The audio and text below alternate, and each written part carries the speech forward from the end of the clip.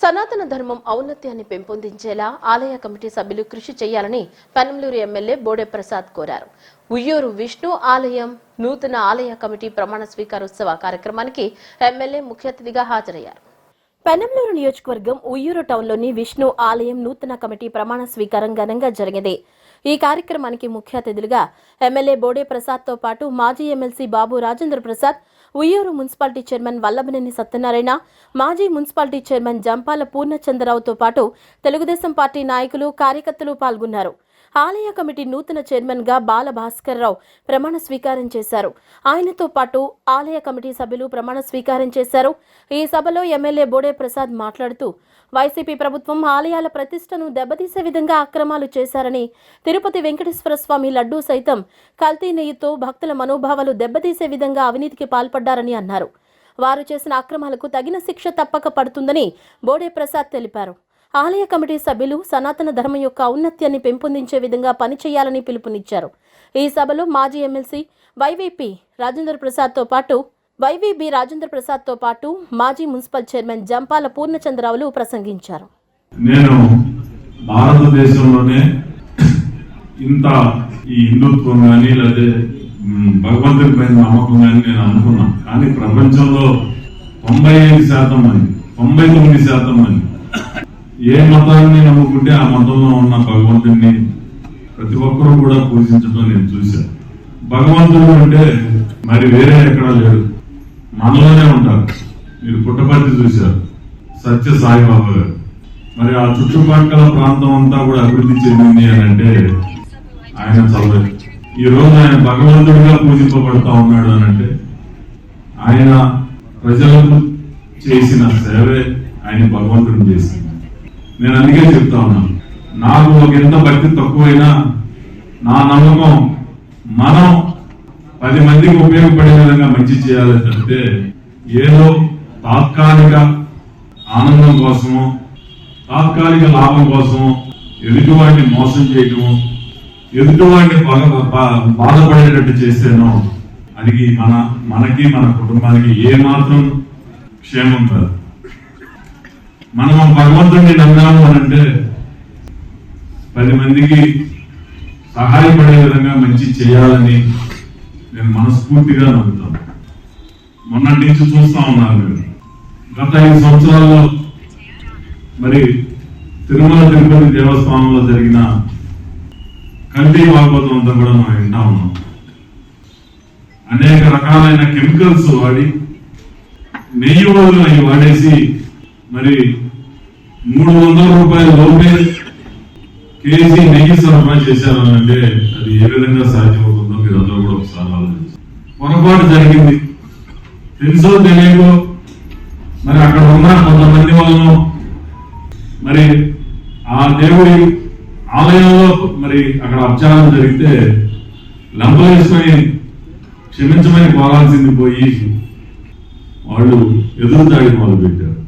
మాకు clearance certificate ఇచ్చేసింది, SIT ఇచ్చేసింది, సిబిఐ ఇచ్చేసింది అని చెప్పేసి అసత్య ప్రచారాలు చేసి ఎదురు దాడి చేయడం మొదలు పెట్టారు. వెంకటేశ్వర స్వామి డబ్బు కూడా అక్కడ లడ్డూలు కూడా కల్తీ చేసి 100 కోట్ల రూపాయలు శంకర్ బాబు గారు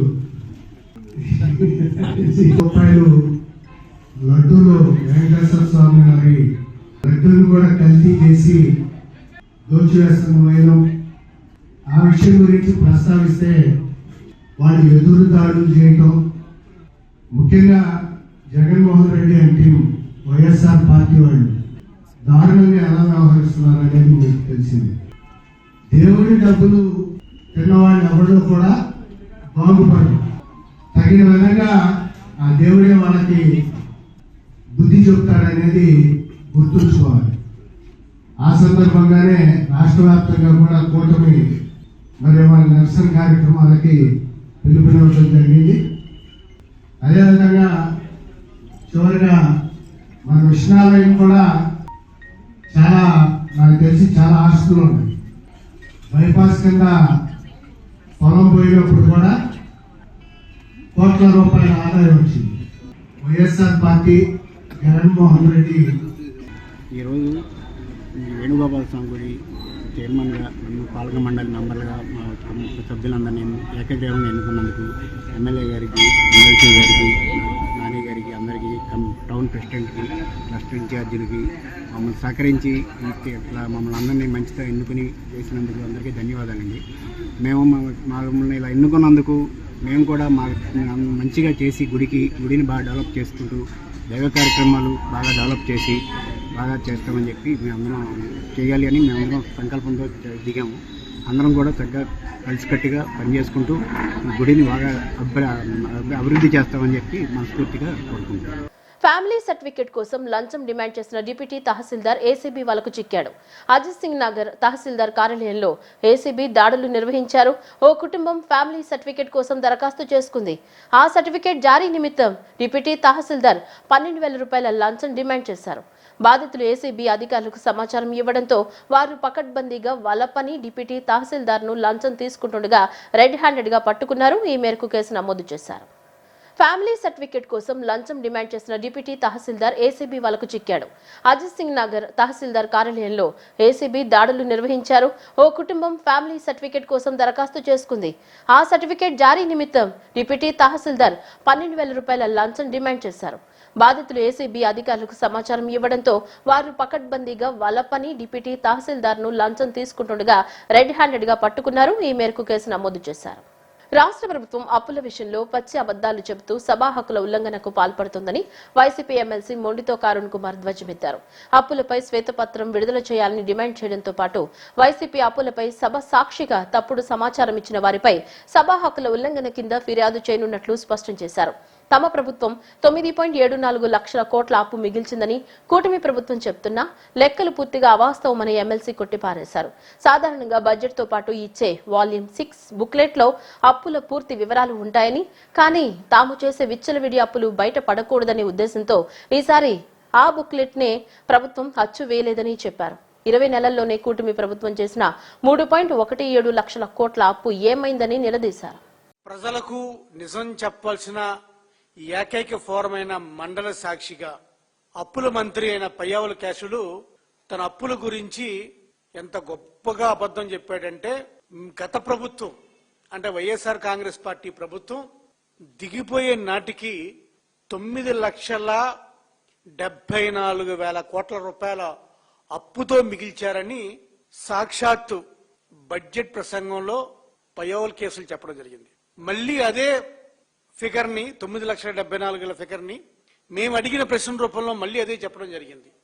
నిజంగా ఈ బడ్జెట్లు ఒక్కసారి మీరు గమనిస్తే, ఏ బడ్జెట్ కైనా బడ్జెట్ పేపర్స్ ఇచ్చినప్పుడు ఆ బడ్జెట్ తో పాటు వాల్యూమ్ 6 అనేది ఒక బుక్లెట్ ఉంటుంది. అందులో అప్పుల వివరాలు, ఎక్కడెక్కడ అప్పులు తీసుకొచ్చాం, ఏ సెక్టార్ మీద ఎంత ఖర్చు పెట్టాం అనేది వివరాలు ఉంటుంది. గమ్మత్తుగా ఈ సంవత్సరం వాల్యూమ్ 6 తీసేశారు.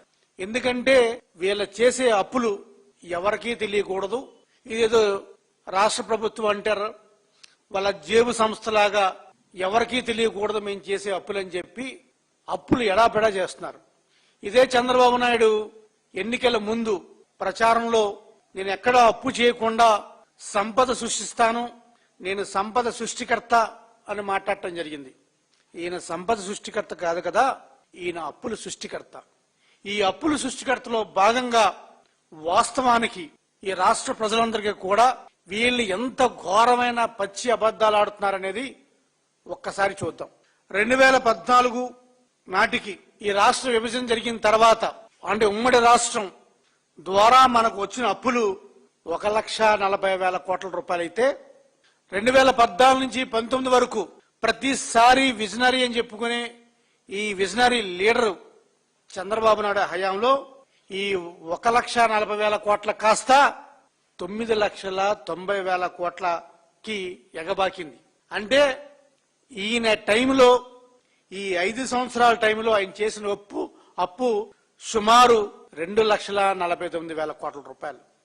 దాన్ని కాంపౌండ్ యాన్యువల్ గ్రోత్ రేట్ ప్రకారం చూస్తే 22.63%, దేశంలోనూ అత్యధికమైన శాతంతో అప్పులు చేశాడు.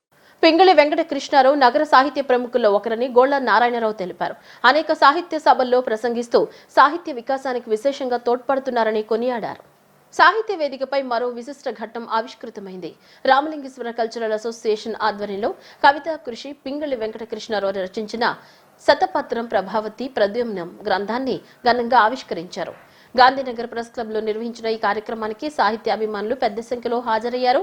శాతవాహన కళాశాల పూర్వ ప్రిన్సిపల్ ఉయ్యూరు సాంబిరెడ్డి గ్రంథాన్ని ఆవిష్కరించి మాట్లాడారు. పింగళి వెంకటకృష్ణారావు రచనలు పాఠకాదరణ పొందుతాయని విశ్వాసం వ్యక్తం చేశారు. బోధనతో పాటు ఉపన్యాసాలు, కావ్యాలు, నాటకాల ద్వారా సాహిత్యానికి సేవలందించారని ప్రశంసించారు. సాహితీ కిరణం మాసపత్రిక సంపాదకులు పుత్తూరు సుబ్బారావు మాట్లాడుతూ సహస్రదళ పద్మం మన తెలుగు పద్యం అనే శీర్షిక ద్వారా ప్రాచీన కావ్య వైభవాన్ని పరిచయం చేస్తున్నారని తెలిపారు. ఆయన రచనలు విశేష ప్రాచుర్యం పొందుతున్నాయని పేర్కొన్నారు. ఈ కార్యక్రమంలో పాలపర్తి శ్యామలానంద ప్రసాద్, పింగళి కమలా కేసరి, గుమ్మ సాంబశివరావు, కానుకొల్లు బాలకృష్ణ, అసోసియేషన్ ప్రధాన కార్యదర్శి పివిఎస్ రామారావు తదితరులు పాల్గొన్నారు. సాహిత్య సోయగాలతో నిండిన ఈ గ్రంథావిష్కరణ వేడుక ఘనంగా ముగిసింది. సాహిత్య రచనలు ప్రారంభించి 65 సంవత్సరాలు, అంటే నా రచనలకి షష్ఠి పూర్తి దాటిపోయి ఇంకా ముందుకు 60 సంవత్సరాలు అయింది. 80 దాటిపోయినాయి. ఎకరాల కృష్ణమాచార్యులు గారు, బావిలా సోనాజులు గారు, ఇప్పుడు కుర్తాళం పీఠాధిపతులు సిద్ధేశ్వరానంద భారతి, ఇలాంటి మహానుభావుల యొక్క గురుత్వం వారి దగ్గర శిష్యరికం చేయటం వల్ల ఇప్పటికి కూడా ప్రజలకి ఉపయోగపడే సాహిత్యాన్ని నేను సృష్టించగలుగుతున్నాను. నా ప్రాథమిక లక్ష్యం ఏమిటంటే, మన ప్రాచీన సాహిత్యంలో ఎన్నో గొప్ప విషయాలు ఉన్నాయి. అవి ఈనాటి ఆధునికులు చదవటానికి కొంత క్లిష్టంగా ఉండటం మూలంగా వాటిని చదవటం లేదు. వాటిలో నుంచి మంచి విషయాలు ఏరి సులభమైన పద్ధతిలో ఈనాటి ప్రజలకు ఉపయోగపడేటట్టుగా రచనలు చేయటమే నా ప్రాథమిక కర్తవ్యం, నా ప్రాథమిక లక్ష్యం. నా కృషి అంతా దానికోసమే. నేను ఎప్పుడు కూడా కీర్తి ప్రతిష్టలు ఆశించకుండా కేవలం ఒక పుణ్యం కోసమే, ఒక పరమార్థ దృష్టితోనే నా సాహిత్య రచన అంతా కూడా ఇప్పటిదాకా సాగింది. మా ఇంటి పేరు పింగళి లక్ష్మీకాంతం గారు గొప్ప కవి. అసలు మా వంశం సాహిత్య వంశం అని పేరు రావడానికి కారణం అష్టదిగ్గజాల్లో ఒకడైన పింగళి స్వరనామాచ్యుడు. మా ముత్తాత గారు పింగళి రామయామాచ్యుడు, ఆయన గొప్ప కవి. మా తండ్రులు, తాతలు అందరూ కూడా గొప్ప పండితులు. ఆ వంశంలో పుట్టినందుకు ఆ వంశానికి ప్రతిష్ట తీసుకురావటమే లక్ష్యంగా నేను ఇప్పటిదాకా ప్రయత్నం చేస్తున్నాను. సంస్కృత భూయిష్టమైన పదాలు, అలాగే సమాసాలు, ఇటువంటి వాటితో నిండి ఉండటం మూలంగా ఇవాల్టి ఈ తెలుగు పెద్దగా చదవని, అధ్యయనం చేయని ఈ చదువర్లు వాళ్ళు ఆ పుస్తకాలు వాటిలో ఉన్న రుచి తెలియక, ఆ ప్రబంధాల్లో ఉన్న ఔన్నత్యం కానీ, మన తెలుగు భాష యొక్క గొప్పతనం కానీ అర్థం చేసుకోలేక వాళ్ళు వాటిని ఒక పక్కన పడేస్తూ ఉంటారు, నిర్లక్ష్యం చేస్తూ ఉంటారు. అటువంటి సందర్భాల్లో మనం కొంతమంది పెద్దల ద్వారా, మంచి విశ్లేషకులు, అలాగే వ్యాఖ్యానం రాయగలిగిన మన పింగళి వెంకటకృష్ణారావు గారు వంటి పెద్దల ద్వారా మనం ఏమి ఎక్స్పెక్ట్ చేస్తామంటే, వాటన్నింటినీ కూడా సరళీకరించటం. అంటే ఇవాళ వాళ్ళకి అర్థమయ్యే ఆ సరళమైన భాషలో మళ్ళీ వాటిని తిరిగి రాసి, లేదంటే ఒకవేళ తిరిగి రాయని పక్షంలో వాటిలో ఉన్న రుచిని ఒక సారాంశంగా మనకి ఉదాహరిస్తూ రకరకాల పోలికలు ఇవన్నీ కూడా తీసుకొస్తూ వాటిని కూడా ఈ రోజున ఏదో పాత చింతకాయ పచ్చడి అన్నట్టుగా కాకుండా, వాస్తవానికి పాత చింతకాయ పచ్చడి చాలా బాగుంటుంది. అయితే పాత చింతకాయ పచ్చడి అన్నట్టుగా కాకుండా ఇవాళ సమాజానికి అది ఏ రకంగా ఉపయోగపడుతుంది, అలాగే దాంట్లో ఉన్న మంచి విషయాలు ఈ రోజున సమాజంలో మనం పాటించాల్సినవి ఏమున్నాయి, ఇవన్నీ కూడా ఈ సమకాలీన ఆ పరిస్థితులకు అనుగుణంగా వాటిని వ్యాఖ్యానిస్తూ చాలా అద్భుతంగా రాసే ఇటువంటి గొప్పవారు. మాచవరం పోలీస్ స్టేషన్లో కానిస్టేబుల్ గా విధులు నిర్వహిస్తున్న జి దిలీప్ కుమార్ 2 సంతానం. పుట్టుకతో చెవి మూగా సమస్యలతో బాధపడుతున్నారు. మొదటి కుమార్తెకు ఇప్పటికే చికిత్స చేయించగా రెండవ కుమారుడు మద్దిరాల అశ్విత్ కు అవసరమైన ప్రత్యేక వైద్య చికిత్స ఖర్చులు అధికంగా ఉండడంతో తన ఆర్థిక స్తోమత సరిపోక సహాయం కోసం central division ACP K Damodar Rao గారిని సంప్రదించారు. తక్షణమే స్పందించిన ACP Damodar power mech projects limited సంస్థ chairman managing director Sajja Kishore బాబును సంప్రదించారు. దీనిపై సంస్థ డైరెక్టర్ సజ్జా లక్ష్మితో కలిసి managing director Sajja Kishore Babu CSR కార్యక్రమం కింద మద్దిరాల అశ్విత్ చెవి సమస్యల చికిత్స కోసం 7 లక్షల రూపాయల ఆర్థిక సాయాన్ని అందించారు. వారిని ఏసీపీ దామోదర్ అభినందించారు.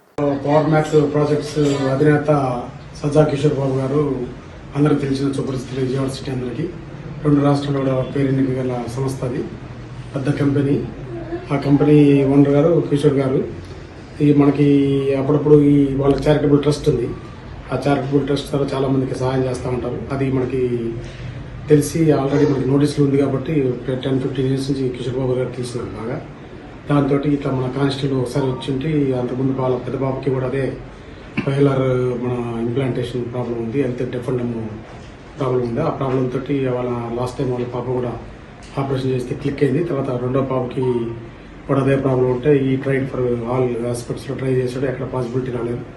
దాని మీద మళ్ళీ నాకు వచ్చి చెప్తుంటే నేను మన కిషోర్ గారి దృష్టిలో పెట్టడం జరిగింది. దాని మీద కిషోర్ గారు ముందుకు వచ్చి ఈ సాయాన్ని అందించారు. ఇది మామూలు విషయం కాదు. 7 లక్షల రూపాయలు ఒక వ్యక్తికి తెలియని వాళ్ళకి సాయం చేయడం అనేది చాలా గొప్ప విషయం. ఆ మనసు కూడా రావాలి. చాలా మంది డబ్బులు ఉంటుంది కానీ సాయం చేసే మా మెంటాలిటీ చాలా మంది తక్కువ ఉంటుంది. ఆ యొక్క సాయం చేసి ఒక కానిస్టేబుల్ కొడుక్కి అతనికి మాట వచ్చే విధంగా, చెవులు వినపడే విధంగా చేయడం అనేది చాలా గొప్ప విషయం. కిషోర్ బాబు గారిని వాళ్ళ యొక్క సంస్థని మేడం గారు, ఎస్పెషల్లీ మేడం గారు చాలా లో ప్రొఫైల్ ఉండి ఇట్లా అన్ని చారిటబుల్ ట్రస్ట్ చాలా మంది సేవలు అందిస్తామని మేడం గారిని, కిషోర్ బాబు గారిని ఈ యొక్క పోలీస్ సంస్థ తరఫున అభినందిస్తున్నాను. Thank you. బులెటిన్ ముగించే ముందు హెడ్లైన్స్ మరోసారి.